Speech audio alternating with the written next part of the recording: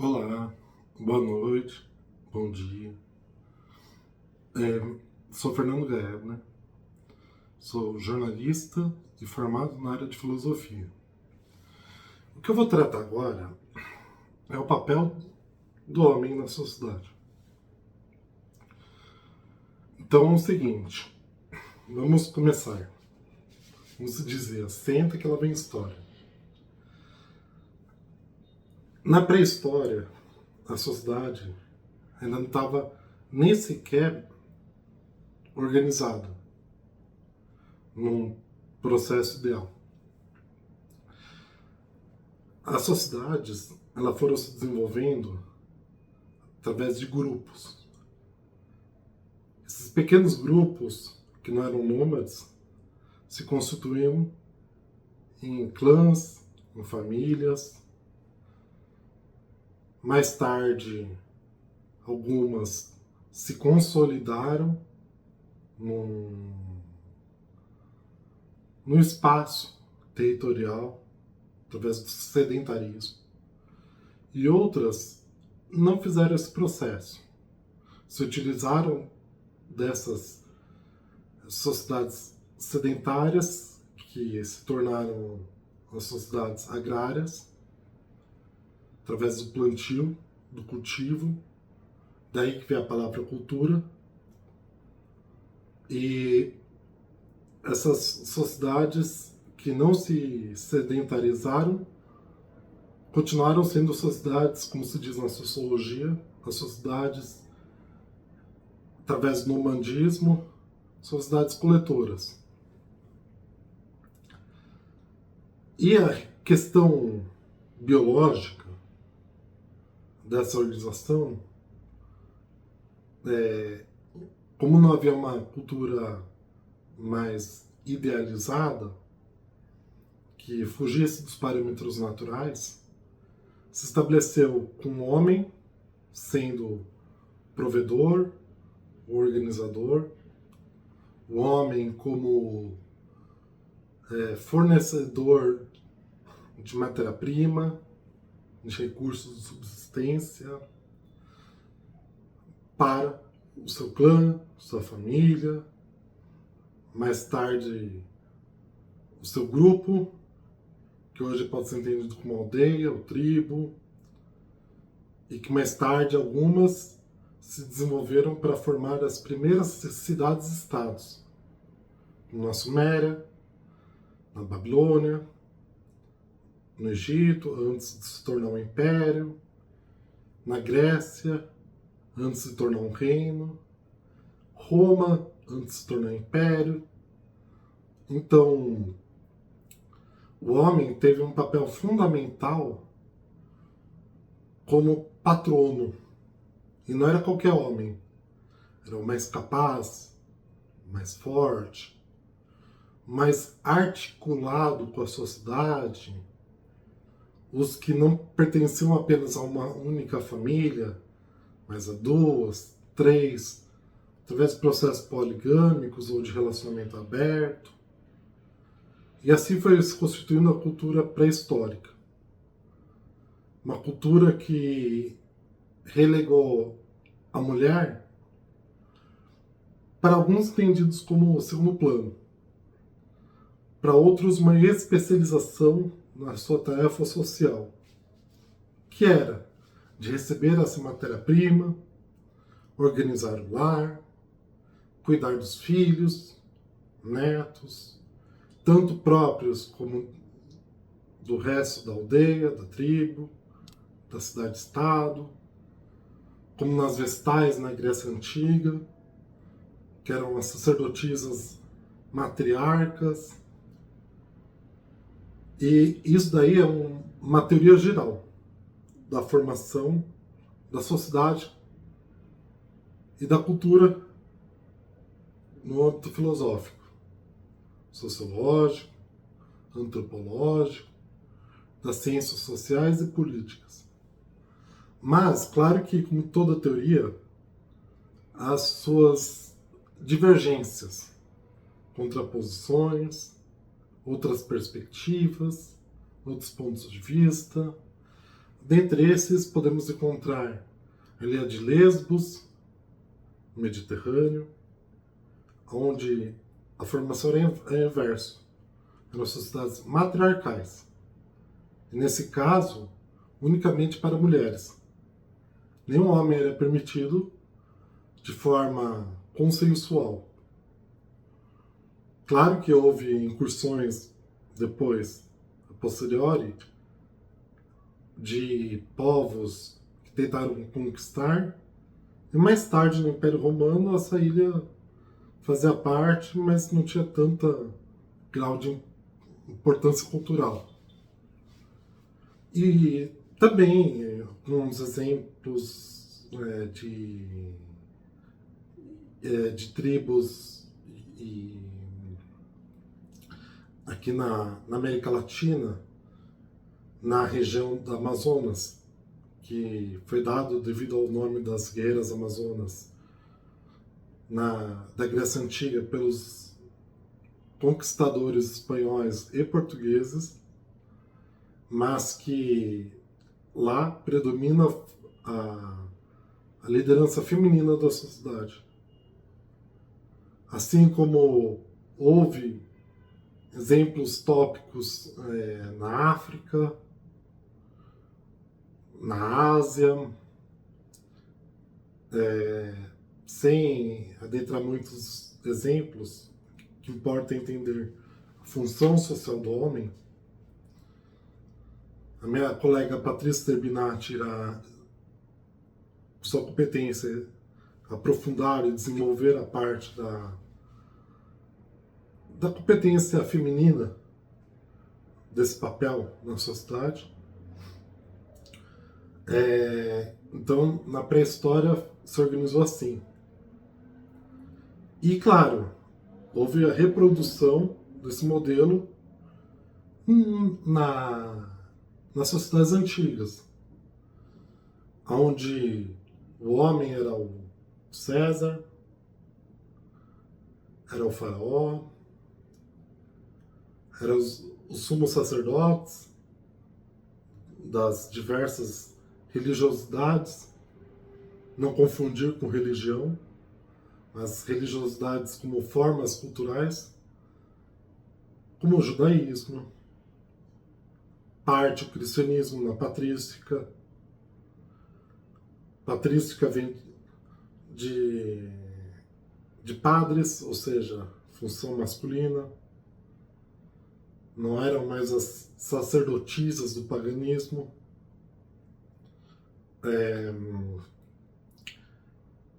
Do islamismo, mais tarde, na região do Oriente Médio, atual Ásia Ocidental. Então, o homem ficou delegado à função histórica, na análise histórica, de ser os fundadores. Por isso, quando se diz, a pátria brasileira, a pátria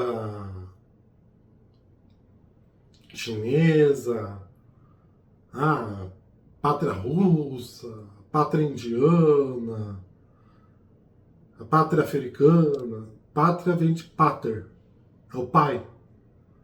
É o homem que funda o país, que é exemplo para o país, que é a representação simbólica máxima daquele país.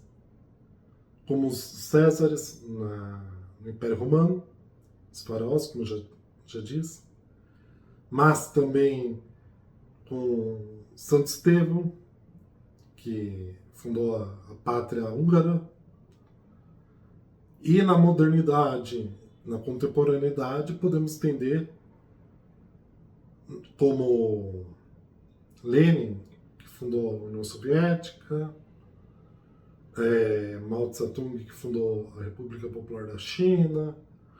De certa forma, podemos entender que Getúlio Vargas funda o Brasil contemporâneo, e os pais fundadores dos Estados Unidos, não só na função privada da fé, mas na função pública da política. tudo isso estou trazendo como exemplo da categoria que é o homem em sociedade, que é a exemplificação de como ele se comporta na sociedade.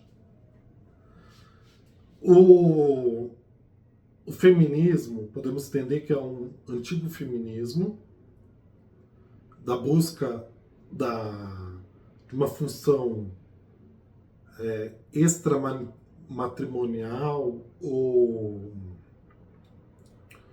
para além da família da mulher na antiguidade, através de Empátia, a filósofa pagã que na Alexandria tinha essa luta pela representação feminina na política, nas artes, na cultura, na filosofia. E no início da contemporaneidade, na modernidade, com as feministas da Revolução Francesa, que a maioria por questão de repressão fizeram apócrifos, ou seja, textos sem identificação, mas posteriormente pesquisadores identificaram que eram realizados por mulheres e que produziram textos críticos à sociedade francesa, na época da Revolução Francesa. Também a mulher na relação fabril da economia, na Inglaterra, na Revolução Industrial, e mais tarde o feminismo como uma filosofia social e política, tanto o feminismo de esquerda quanto de direita. Esquerda na União Soviética e direita nos Estados Unidos. Todas buscavam entender e formular um papel social da mulher. E o homem nisso tudo? O homem, com todas essas revoluções históricas, culturais, políticas, ele foi desconstruindo essa imagem que até, de certa forma, a antropologia, a sociologia tinha dos homens que eram os condutores de grandes ideais, que eles eram o membro ativo, formulador, e a mulher mero elemento passivo reprodutor dessa sociedade. Houve, de certa forma, uma desconstrução, em grande parte na Europa, nos Estados Unidos, parte da América Latina, na atual Rússia, na antiga União Soviética, do modelo tradicional do homem. E aí foi inaugurado um período de criatividade nas elaborações de informações, surgindo a partir daí a ideia de um novo homem, a busca por um novo padrão ético, moral, social, cultural para o homem. E isso se fez através da contracultura nos Estados Unidos, movimento hippie, por exemplo, no existencialismo francês, que reafirmava a busca por um novo homem, não só limitado ao seu padrão de vida anterior, mas com um salto qualitativo de articulação com o conjunto da sociedade. E também a busca na Ásia, por exemplo, por uma maior representação feminina na sociedade e a reinterpretação do papel masculino. Lá na Ásia também tinha padrão até divino do homem, e a mulher de uma forma profana, terrena, através dos imperadores da China, que eram eleitos pelo céu, através do mandato divino, celeste, através do caráter divino do imperador japonês, mas tudo isso com o fim do Império Chinês e japonês, com a vinda da República Chinesa e o pós-guerra no Japão, também se reformulou a relação social entre o homem e a mulher. De certa forma ocidentalizando, mas de certa forma não uma ocidentalização simples, mas abrindo novas perspectivas.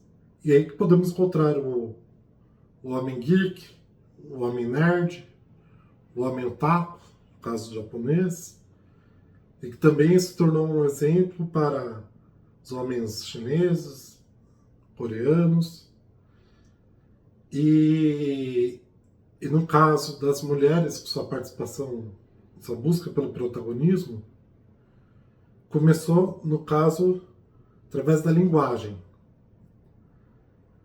A linguagem era tão patriarcal e, de certa forma, criada pelos homens, que as mulheres no Japão, na época de 700, se utilizavam do kanji, que é a escrita chinesa, que também é a base da escrita japonesa. A primeira formação própria de uma linguagem, no caso japonês, foi com hiragana, que eram as mulheres cortesãs e da corte, que elaboraram uma linguagem própria. E por que eu trouxe esse caso da linguagem? E repensando no caso da conjuntura da cultura mundial. Porque a própria linguagem, ela já impregna relação de gênero. A própria linguagem já traz o caráter ativo e passivo da relação. Como, por exemplo, o homem ativo, mulher passiva. Nesse caso, a linguagem que as mulheres lá no Japão elaboraram é uma linguagem neutra. Tem homem e mulher. Podia se pensar, mas podia ser uma revanche, uma crítica, uma vingança, pensando em inverter a relação.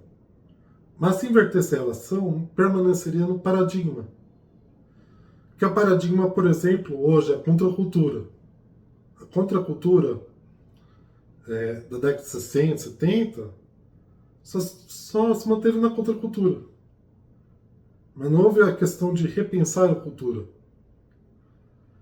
Eu trago esse simbolismo da linguagem porque é necessário repensar essa relação linguística.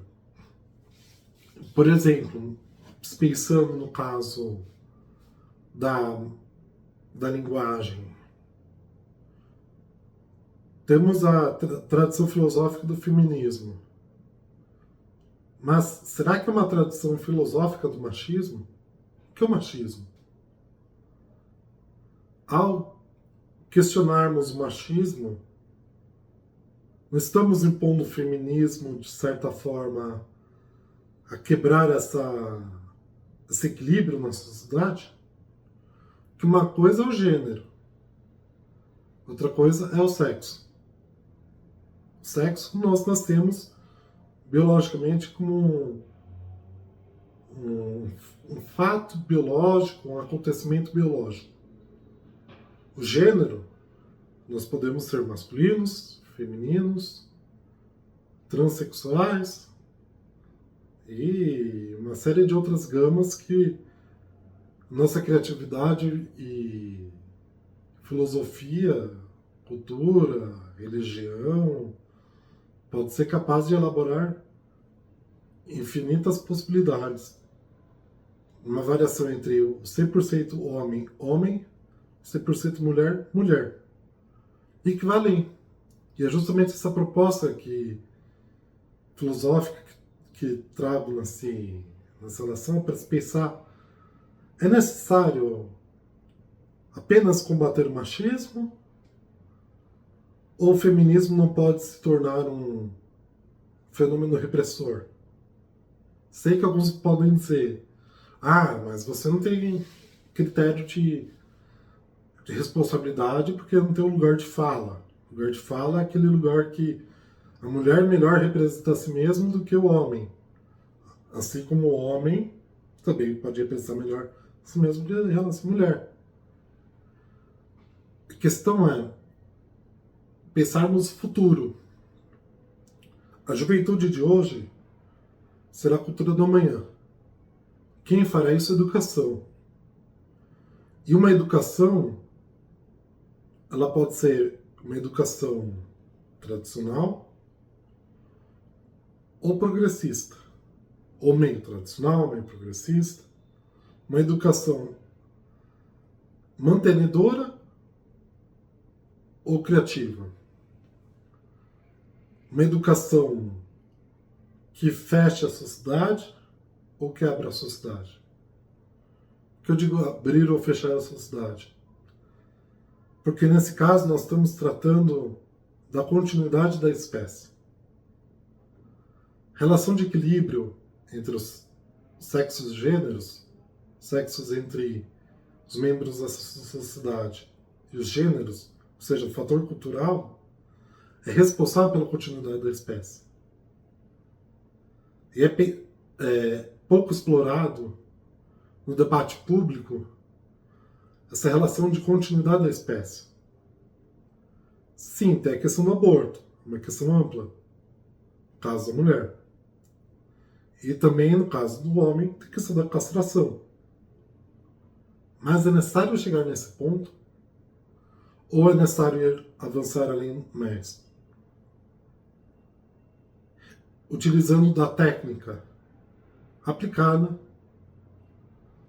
como um médico cirurgião com seu paciente, com bisturi realizar uma cirurgia, usar a técnica para alterar a correlação de forças entre o homem e a mulher. Qual é essa correlação de forças? Não digo que eu trago a resposta pronta. Só trago essa pequena questão do paradigma, dos romper os paradigmas, da técnica aplicada, da linguagem e daquilo que todos nós, direto ou indiretamente, desejamos e trabalhamos como cultura, assim como os antigos que sedentarizaram na Terra, hoje estamos sedentarizados no idealismo de vida, sem conseguir repensar essa própria vida que levamos. Essa vida que levamos, atualmente, com as disposições da tecnologia, pelo menos na parte do que a ciência e a tecnologia pública, não nos permite vislumbrar outras formas de continuidade da espécie, caso queiramos. E a função do homem nisso tudo? Para não fechar a questão e deixar em aberto, eu acho interessante que tragamos as mulheres para repensar o homem. E também devolvo como um questionamento às mulheres em se permitir deixar-se repensarem pelos homens. Para que o homem possa entender melhor a mulher e para que a mulher possa entender melhor o homem. Essa é uma questão que eu trago e que eu acho fundamental no caso de um entendimento de uma biosociologia, que é a cultura influir na natureza. Muitas vezes, nos debates públicos de machismo e feminismo, vejo muito do aspecto de uma tentativa de mudar a natureza de forma cultural e tentar mudar a natureza cultural por meio de suposições,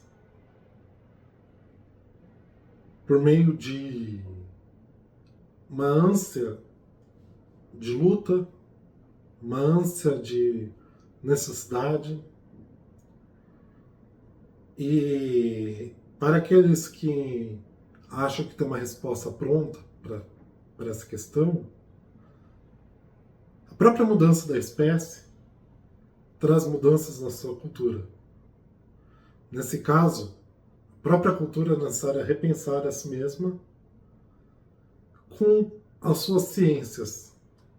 Nesse caso, filosofia, sociologia, história, ciências sociais, políticas, etc, etc, etc.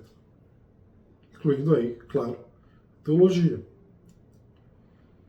No caso do debate público, a finalidade pela qual estamos desempenhando nossos papéis. E no caso da teologia, ou da ciência da religião, a nossa finalidade última, que é uma ciência aplicada da teologia chamada escatologia. Para que nascemos homens?